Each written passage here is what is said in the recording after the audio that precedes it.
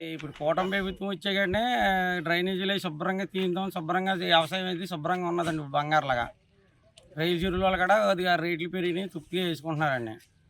కాకపోతే ఏంటంటే అప్పట్లో చేసిన బిల్లులు ఆపేయండి, కోర్టుకు వేసుకున్నామంటే కొద్ది కొద్దిగా వచ్చినాయండి, కొద్ది కొద్దిగా ఎగనామం పెట్టేసాడండి జగన్మోహన్ రెడ్డి గారు.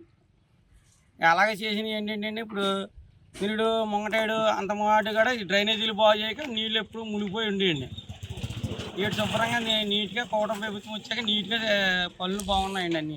రామకృష్ణరాజు గారు ఎమ్మెల్యేగా అయిన తర్వాత ప్రతి కాలువ కూడా ప్రక్షాళన చేస్తా అన్నారు. ఏమన్నా ఆ పనులు జరుగుతున్నాయి అంటారా? ఈ రక్షణలో చాలా బాగా జరుగుతున్నాయండి.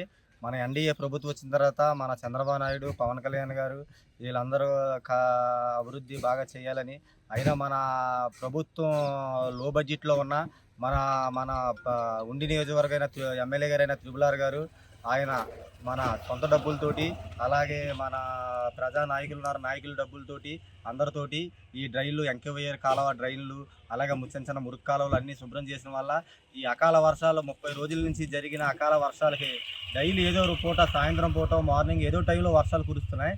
అలా ఈయన త్రిపుల్ గారు చేసిన ఈ చెత్త తీయించడం అన్నది ఉన్నది, అలాగే కాలువలు ఈ శుభ్రంగా చిన్న చిన్న కాలువలు కూడా బాగా శుభ్రం చేశారు త్రిపుల్ గారు అందరు ధన సాయంతో. అలా అందుకని మన ఈ అకాల వర్షాలు 30 రోజుల వర్షాలు కురిసిన మన కాలువలు ఎవరికి ఇబ్బంది లేకుండా, లేకపోతే ఈ 30 రోజుల వర్షాలు కురిసిన కారణంగా మొత్తం ఈ పొలాలు పంట పొలాలు ఇవన్నీ బాగా మునిగిపోయి ఈ ఈ గత 5 సంవత్సరాలు పరిపాలించిన మన వైఎస్ఆర్ ప్రభుత్వం ఒక చెత్త కూడా తీయించలేదు. త్రిపుల్ గారు నగ్గిన నెల రోజుల్లోనే ఈ కార్యక్రమాన్ని మొదలెట్టడం జరిగింది. ఆయన దయ వల్ల, అలాగే ఎన్డీఏ కూటమి వల్ల, ప్రభుత్వం వల్ల ఆయన ఈ త్రిపుల్ గారు ఈ ఎమ్మెల్యేగా పోటీ చేయడం మా అందరికీ చాలా శుభసాధంగా ఉంది. ఆయన ఏదన్నా చెప్పిన చిన్న చిన్న టైంలో చెబుతూ ఉంటే వెంటనే స్పాట్లో ఎవరికైనా ఎంఆర్ఓ గారు కానివ్వండి, ఒక ప్రజా గవర్నమెంట్ ఎవరికైనా ఆయన చెప్పడంతో స్పందించి వాళ్ళు కూడా గవర్నమెంట్ మన ప్రభుత్వం వాళ్ళు కూడా సహకరిస్తున్నారు. ఎంఆర్ఓ గారు అవ్వనండి, అలా విఆర్ఓ గారు అవ్వనండి, అందరూ సహకరిస్తున్నారు. అందరికీ ధన్యవాదాలు తెలియజేస్తున్నాను.